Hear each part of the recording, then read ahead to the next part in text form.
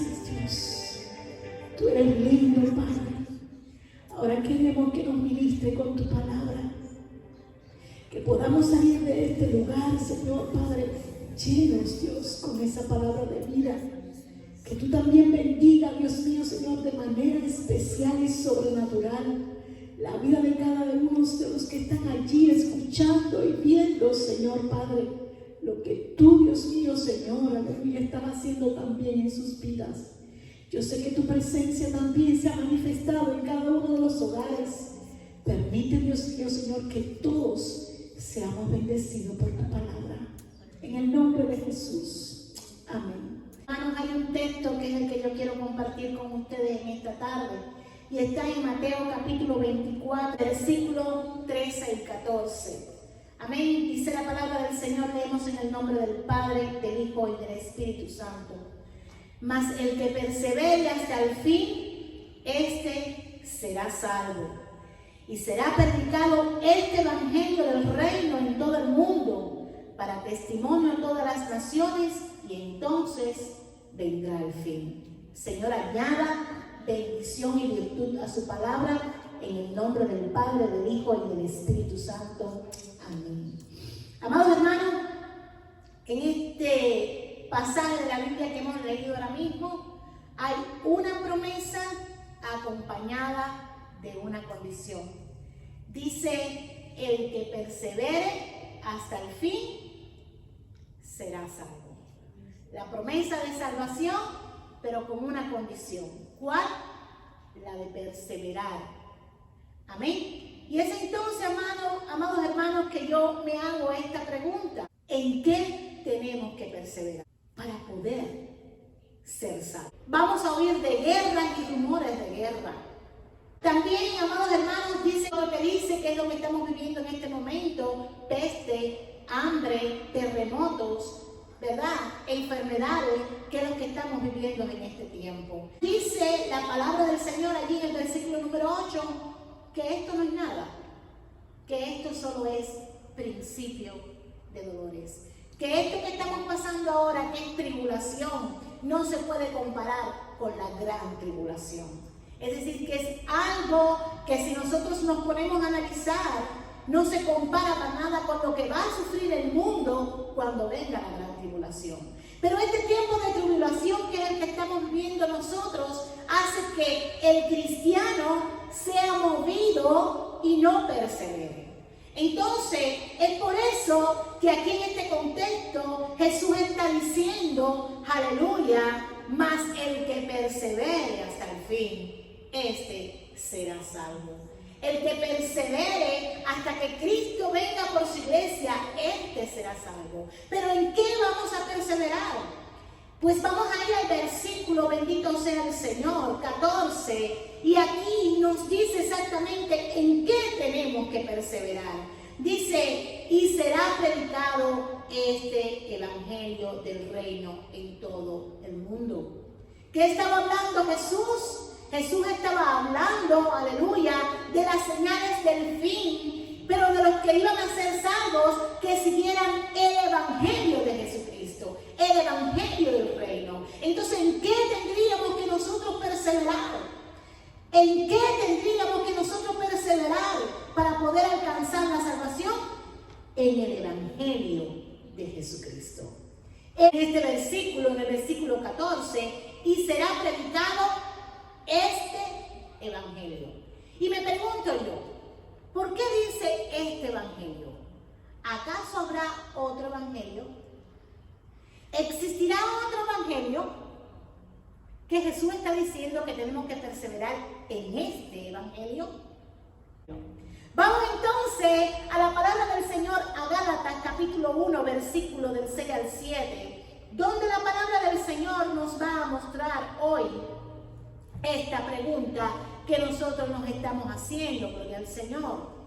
Y dice la palabra del Señor en Gálatas 1 del 6 al 7, gloria al Señor. Estoy maravillado de que tan pronto os hayáis alejado del que os llamó por la gracia de Cristo para que sigan un evangelio diferente. Es decir, que esta porción de la palabra nos hace ver a través de Pablo que pueda que exista otro evangelio. Y si nosotros cogemos ese versículo y lo sacamos fuera de contexto, si yo hoy le muestro a alguien ese versículo solo, dice, sí, es cierto, existe otro evangelio. Pero cuando vamos al versículo número 7, vemos aquí que Pablo aclara y dice, no que hay otro, no que existe otro evangelio, sino que hay alguno que os perturban y quieren pervertir el evangelio de Cristo.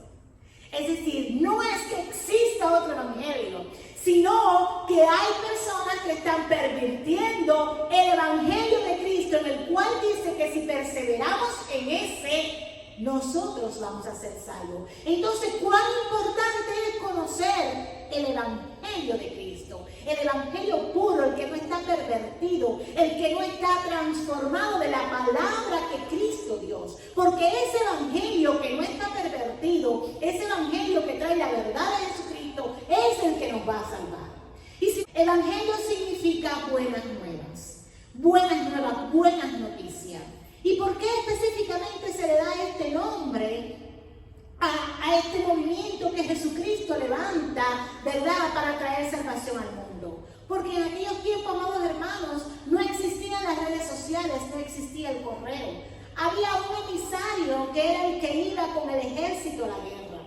Y cuando la guerra terminaba, ese emisario era el que traía las buenas nuevas, las noticias nuevas de si cayó o no cayó el ejército y cuál de los dos triunfó. Entonces, los hermanos, que a partir de este emisario nosotros somos emisarios de las noticias de lo que Cristo hizo en la cruz del Calvario, de lo que Cristo proveyó allí por su muerte en la cruz del Calvario. Es decir, amados hermanos, que nosotros necesitamos entender el evangelio que está centrado en ¿qué? En el mensaje de la cruz. Es por eso que somos evangélicos, porque nuestra creencia está centrada en el mensaje de la cruz. Nosotros no nos vamos a imágenes, nosotros no nos vamos a salvación por obra, nosotros no nos vamos a guardar un día específico para ser salvos. Nosotros nos vamos a ver lo que hizo Jesús en la cruz del Calvario, y a través de ese mensaje nosotros adquirimos la salvación. Ese es el evangelio, el mensaje centrado en lo que Cristo hizo en la cruz del Calvario. Y esas son las buenas nuevas. Alabado sea el Señor. Y vemos que Pablo aclara claramente este mensaje, porque él es el que le está escribiendo a los Gálatas. Aquí en esta porción de la palabra, la iglesia de Galacia no era una sola. Galacia era un territorio donde se encontraban muchas ciudades. Incluso se dice que estaba dividido en el norte y en el sur. Y allí Pablo había establecido muchas iglesias. Allí estaba incluso entre ellos la iglesia de Antioquía, que dice que de allí había salido el nombre de cristianos. Es decir, allí fue por primera vez donde se le llamó a los seguidores de Cristo cristianos. Es decir, que estas iglesias pertenecían a Galacia. Pablo escribe esta carta no específicamente para una iglesia, sino para todas las iglesias. Y creo, y lo doy por hecho, que también la escribe para nosotros en estos tiempos. Y el Pablo le dice a esta iglesia, bendito sea el Señor, que ellos tenían que tener bien claro cuál era ese evangelio. Y vemos cómo él enseña claramente en sus cartas, específicamente allí en 1 Corintios capítulo 15, versículo del 1 al 4, Pablo explica qué es el evangelio, centrado simple y llanamente en el mensaje de la cruz. Dice Pablo: además os declaro, hermanos, el evangelio que os he predicado. Pablo predicando el evangelio a los gentiles, el cual también recibí y en el cual también persevero. Aquí está Pablo diciendo: yo persevero en ese que yo recibí, por el cual asimismo, si retienen la palabra que yo les he predicado, ustedes también son salvos y no han creído en vano. Entonces vemos que aquí él define el evangelio. Y miren lo que dice, porque primeramente os he enseñado lo que asimismo recibí. Vamos a ver el mensaje centrado del Evangelio, que Cristo murió por nuestros pecados, conforme a las Escrituras, que fue sepultado y que resucitó al tercer día, conforme a las Escrituras. ¿Cuál es el mensaje centrado del Evangelio? La muerte, sepultura y resurrección de Jesucristo. No hay otro mensaje. Esas son las buenas nuevas. Ese es el mensaje centrado del Evangelio. Que Cristo murió, que Cristo fue sepultado y que Cristo resucitó. Un mensaje centrado, cristocéntrico, mirando solamente a Jesucristo, no mirando a ningún otro héroe, no mirando a ningún otro santo. Alguien me preguntaba, pero ustedes no creen en la Virgen María. Digo, no te puedo decir que yo no creo en la Virgen María, porque si no creo en la Virgen María, yo no estoy creyendo en el mensaje apostólico. Nosotros somos evangélicos apostólicos, no romanos. Nosotros somos evangélicos, ¿verdad? Apostólicos, pero no romanos, porque nosotros no adoramos a la Virgen, pero nosotros creemos que era una Virgen, porque si no estamos adulterando el mensaje del Evangelio. Jesús nació de una Virgen, una mujer santa sin tener relaciones sexuales, dio a luz a Jesucristo, ¿verdad? Es por eso que esa mujer es digna de ser exaltada y reconocida como una mujer santa, pero no para adorarla, ni para pedirle lo que necesitamos, sino ¿para qué? Para reconocer y seguir su ejemplo de una mujer pura y santa. Amén. Entonces, amados hermanos, este es el mensaje centrado de Jesucristo. Cristo murió, fue sepultado y resucitó. Pero ¿qué significa esto, amados hermanos? ¿Qué significa muerte, sepultura y resurrección? ¿Cuál es el mensaje entonces que yo le tengo que dar a una persona? Porque yo digo que dice Mateo que nosotros tenemos que perseverar en este evangelio y seguir predicándole. ¿Qué yo le tengo que decir a las personas centrado en este mensaje? Primeramente, amados hermanos, lo que tenemos que reconocer es que Cristo murió. ¿Por qué Cristo murió? Cristo murió por nuestros pecados. Y cuando enfrentamos a las personas con esta realidad, ofendemos a las personas. Porque lo primero que la persona tiene que reconocer que es un pecador. A la gente no le gusta que le digan que es un pecador. Cuando tú lo enfrentas y tú le dices, tú eres un pecador, por cuando todos pecamos estamos destituidos de la gloria, tú necesitas a Jesucristo. Ahí las personas rechazan el evangelio, porque no quieren reconocer que son unos pecadores y que necesitan un salvador. Simple y llanamente el ser humano se cree capaz, con todas las cosas que tiene, con toda su sabiduría, su inteligencia y todo lo que ha descubierto de él, poder salvarse. No necesita nada para salvarse. El evangelio dice, necesitas a Cristo para salvarte porque eres un pecador. Y también el evangelio, cuando dice que Cristo fue sepultado, está dando la prueba, la preciosa prueba del poder de Dios. Y nosotros podemos decir, yo quiero rapidito ver lo importante es que Cristo haya sido sepultado. Porque decimos, ¿por qué tiene que estar en el mensaje del evangelio que Cristo fue sepultado?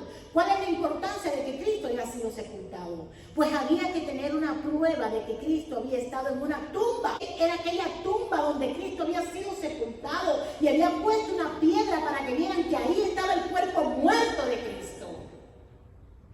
Es decir, que la sepultura de Cristo es el testimonio del poder de Dios. Y cuando hablamos de esto, amados hermanos, es cuando nosotros le presentamos el evangelio a alguien, las personas tienen que entender de que hay un testimonio que verdaderamente a nosotros nos hace sentirnos como muertos antes de venir a Cristo. ¿Y cuál es el testimonio? Hermano, no te avergüences cuando tú vayas a predicar el evangelio de lo que Cristo hizo por ti. No te avergüences de decir, yo era un mentiroso, yo estafaba, o yo adulteraba, o yo era un idólatra, o yo era un orgulloso, o yo tenía odio en mi corazón. Porque cuando tú estás hablando de esto, tú estás diciendo el testimonio de tu tumba, donde tú estabas sepultado y de donde Cristo te sacó y te hizo una nueva criatura.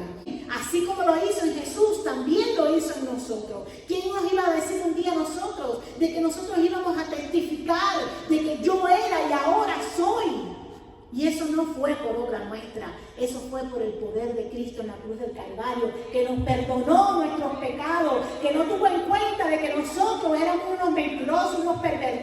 que nosotros éramos alguien que no éramos dignos de salvación. Su muerte en la cruz nos dio la salvación y su tumba es el testimonio del poder de Dios, de lo que Dios hizo como lo ha hecho también en nosotros.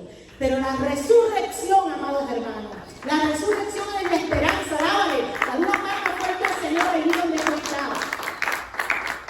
La resurrección, dice Pablo, que seríamos miserables. Nuestra fe sería miserable, digna de sentir misericordia por nosotros, porque estamos predicando simple y llanamente algo que no tiene esperanza.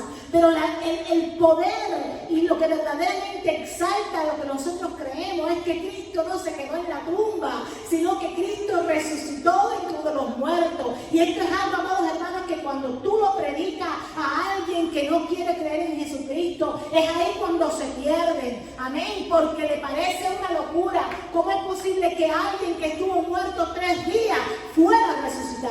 ¿Cómo es posible? Eso no lo entiende, porque eso nunca ha pasado. Es ahí cuando creen que el evangelio es algo de cuento, que es algo ficticio. Hoy por hoy, amados hermanos, yo conozco personas que dicen que el evangelio es un mito y que el evangelio es una ficción, pero nosotros los que creemos en el evangelio sabemos que esta es la base es real. Alabado sea el Señor.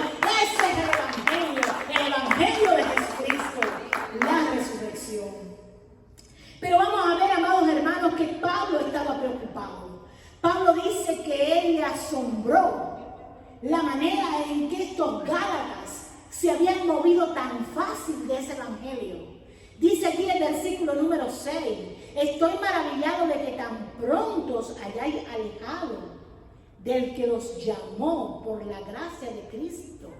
Pablo había predicado este evangelio a los Gálatas. Los Gálatas habían creído en este evangelio. Y resulta ser que ahora los Gálatas no estaban caminando en este evangelio. Y Pablo dice, ¿qué pasó con ustedes? ¿Quién los movió de lo que ustedes habían creído? Estoy maravillado como que tan rápido se les fue la fe. Tan rápido dejaron de creer en lo que yo le había enseñado. Es decir, se habían movido del evangelio verdadero a un evangelio que dice Pablo que estaba pervertido. Allí en Galacia se había levantado un movimiento judaísta, los cuales ellos enseñaban que no era suficiente creer en Jesucristo, sino eran completamente legalistas de la ley. Ellos también tenían que ser circuncidados. No se valía solamente con decir, yo creo en Jesucristo y ya soy salvo. No, tenían que circuncidarse, tenían que guardar toda la ley. Aún todavía quedan muchos pervirtiendo el evangelio de Cristo. Aún quedan muchos poniendo reglas y normas, aleluya, y diciendo que hay que guardar días, o hay que hacer esto, hay que hacer lo otro para ser salvos. Y nosotros les decimos en esta hora que somos salvos por gracia.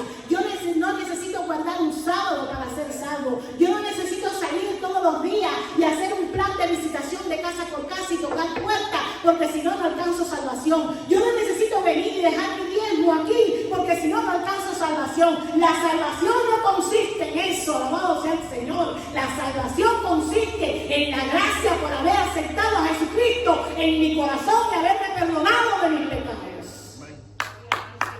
Y hoy hay muchos pervirtiendo el evangelio. Aún todavía hay muchos que pervierten el evangelio que dice Jesús. Este evangelio, que perseveren en este evangelio, en el evangelio que se centra en Jesucristo, que murió, que fue sepultado y que resucitó. Pablo se asombra y le enseña a ellos que qué cosa es lo que está pasando, porque ellos le están dando la espalda a Jesucristo. Mira, amados hermanos, yo quiero decirte algo bien importante en esta tarde. Cuando tú te apartas del evangelio, tú no te estás apartando de la iglesia. A veces decimos, yo no voy más a esa iglesia porque esos hermanos me caen mal. O yo no voy más a esa iglesia porque esos pastores no me gustan. O yo no voy más a esa iglesia por esto o por aquello. Tú no te estás apartando de la iglesia ni de los pastores. Cuando tú le das la espalda al evangelio y te vuelves al mundo, simple y llanamente sin ningún temor a pecar, tú le estás dando la espalda a Jesucristo. Tú no le estás dando la espalda en la iglesia, ni le estás dando la espalda a los pastores ni a tus hermanos. Tú le estás dando la espalda al evangelio de Jesucristo que un día fue formado en tu corazón. Hay muchos hoy que le están dando la espalda a Jesucristo y están volviendo de nuevo al mundo, están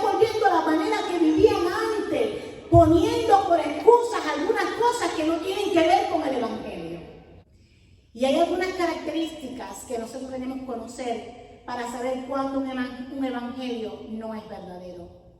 Y lo primero que les voy a enseñar es el cristianismo sin Cristo. Pues dice la palabra del Señor en Hechos capítulo 4, versículo 12, y en ningún otro hay salvación, porque no hay otro nombre bajo el cielo dado a los hombres en que podamos ser salvos.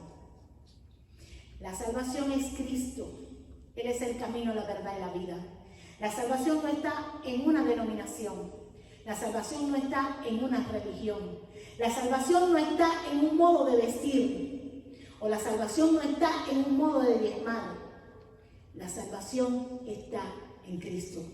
Siempre y cuando alguien le esté mostrando que la salvación es por normas o por cosas que tienes que hacer, tienes que descubrir que no es el evangelio de Jesucristo. Es la primera característica. Cuando te hablen del evangelio, que te estén hablando de Cristo. Que no te estén hablando de una norma que haya puesto un hombre que tienes que vestirte, o que tienes que hacer, o que tienes que cumplir, o que tienes que dar, o que tienes que... No, nosotros no tenemos que hacer nada para ser salvos. Cristo lo hizo. Cristo lo hizo todo por nosotros en la cruz del Calvario. No hay nada que tú y yo podamos hacer para ser salvos. Nada en este mundo se compara con el precio que Cristo hizo por nosotros. Nunca vamos a poder comprar la salvación con obras, ni con dinero, ni con cosas que hagamos. Ahora, si alguien te habla de Jesucristo y te dice que tú tienes que ser santo, porque dice, sé santo como yo soy santo, y porque dice que sin santidad nadie verá al Señor, entonces me estás hablando del evangelio de Jesucristo. Si estamos en Cristo, debemos andar en santidad. Si estamos en Cristo, debemos de matar todos los días la carne. La carne se va a levantar, va a querer arrastrarnos a las pasiones, va a querer llevarnos a la voluntad fuera del evangelio. Pero nosotros, como estamos en Cristo, nosotros matamos la carne y decimos, como decía Pablo, mas no vivo yo, mas vivo Cristo en mí. Y lo que vivo ahora en la carne, lo vivo para la gloria y la honra de mi Señor. La otra característica del falso evangelio es el perdón sin arrepentimiento. Si no hay arrepentimiento en tu corazón, no hay perdón de pecado. ¿What? Eso no me gusta mucho. Sí. Arrepentimiento. Fue lo primero que vino predicando Juan el Bautista. Arrepentidos y convertidos, porque el reino de Dios se ha acercado. A la gente no le gusta mucho este evangelio. A la gente le gusta, yo recuerdo en mi país que era muy fácil seguir la idolatría. ¿Por qué? Porque la idolatría te ofrecía seguridad, que todo te iba a ir bien, ibas a tener a tu padrino, a tu haché, a qué sé yo, qué sé cuándo, tu pulsito, tu collar, tu ídolo ahí en la casa echándole tu platanito maduro, tu agüita y tu cosa, y ya, tú estás snack. El fin de semana voy y si quiero pecar, peco, me tomo no sé cuántas botellas de ron, digo no sé cuántas mentiras, estoy con no sé cuántas mujeres, voy mi vida como quiera, pero mi acheta conmigo. En Hechos 4:12, Pedro les dijo, aquí estamos a Pedro predicando el primer mensaje, mucha gente escuchándolo, y cuando Pedro terminó le dijeron, ¿qué tenemos que hacer para ser salvos? Dice aquí, arrepentíos y bautícese cada uno de vosotros en el nombre de Jesucristo para perdón de los pecados y recibiréis el don del Espíritu Santo. Y dice que le hablaban muchas palabras más, diciéndole sean salvos de esta perversa generación. Y me llama la atención porque Pablo también habla de un siglo malo. Y Pablo está hablando de una perversa generación. Imagínense en el siglo I, que fue cuando se escribió esta carta, ya el siglo era malo. Estamos por el siglo XX. ¿Qué ustedes creen que sea este siglo? Pero no consiste en los años que hayan recorrido, sino en las personas que aún seguimos siendo malos. Aún seguimos rechazando el evangelio de Jesucristo. Aún seguimos crucificando a Jesucristo. Y es por eso que Pedro decía, sean salvos de esta perversa generación. Como único nosotros vamos a ser salvos diferentes es aceptando el Evangelio de Jesucristo, arrepintiéndonos de nuestros pecados, y entonces vamos a alcanzar el perdón y la salvación. Y por último, amados hermanos, dice que la salvación no puede ser sin regeneración. Todo el que te hable y diga, tú puedes ir al cielo. Para el mundo todas las personas van al cielo. No, ya se fue a descansar. Ya está descansando. Y este no es el Evangelio. Es duro, pero este no es el Evangelio. El Evangelio de Jesucristo dice que aquí en esta tierra tú tienes que haberte reconciliado con Jesucristo. Tú tienes que haber aceptado a Jesucristo como tu Salvador personal. Tienes que haber nacido de nuevo. Nicodemo se le acercó a Jesús. Le dijo, ¿qué tengo que hacer para ir al cielo? Jesús le dijo, si no naciere del agua y del Espíritu, no verás el reino de Dios. Hay que nacer de nuevo. Hay que nacer de nuevo. ¿Cómo es posible que se murió siendo un borracho, un adúltero, un mentiroso, un hipócrita? No le importó Jesús. Y después de muerto va a alcanzar salvación. No estoy predicando el Evangelio verdadero. Este no es el Evangelio en el cual tenemos que perseverar. El Evangelio en el cual tenemos que perseverar dice que tenemos que nacer de nuevo aquí en la tierra. Tiene que haber un cambio, tiene que haber una transformación en nuestra vida. Tiene que verse que verdaderamente tú eres hijo de Dios, que se vea verdaderamente que Cristo ha nacido en ti, alabado sea el Señor. Dice Tito, bendito sea el Señor, capítulo 3, versículo 5, alabado sea el Señor. Nos salvó no por obra de justicia. Ay, porque era tan bueno, no importa que haya sido un borracho o que haya tenido 4 o 5 mujeres, él era muy bueno. No es por obra de justicias que nosotros hubiéramos hecho. No es por obra, amados hermanos. No. Las obras son el producto de que yo soy salvo. Yo acepté a Jesús, por lo tanto ahora yo hago obras porque Cristo me salvó. Pero yo no hago obras para salvarme. Entonces, amados hermanos, no es por obras para que nadie se gloríe que nosotros hubiéramos hecho, sino por su misericordia, por el lavamiento de la regeneración y por la renovación en el Espíritu Santo. Si Cristo no nos lava, si Cristo no nos limpia con su sangre en la cruz del Calvario, tú y yo no podemos ser salvos. Y esa limpieza y esa salvación se confiesa, aleluya, a través del arrepentimiento de tus pecados en vida. Alabado sea el Señor. Entonces, esta es una característica del Evangelio que tenemos que perseverar. Alabado sea Dios. Amados hermanos, y por último, para terminar, el Evangelio falso es el que predica que hay cielo y que no hay infierno. El Evangelio de Jesucristo predica que hay cielo y que hay infierno. Este es el Evangelio en el cual tenemos que perseverar. Que si no perseveramos en él, no vamos a tener salvación y que vamos a ser condenados, los cuales sufrirán pena de eterna perdición, excluidos de la presencia del Señor y de la gloria de su poder. No lo estoy inventando, mi hermano. Eso está en la palabra del Señor. Podemos concluir en esta tarde diciendo, si yo quiero ser salvo de la ira venidera, y si yo quiero, aleluya, que antes que venga este fin salvarme, tengo que perseverar en el Evangelio de Jesucristo. ¿Y cuál es el Evangelio de Jesucristo? Que Cristo murió, fue sepultado y fue resucitado. Que murió por mis pecados, porque yo soy un pecador.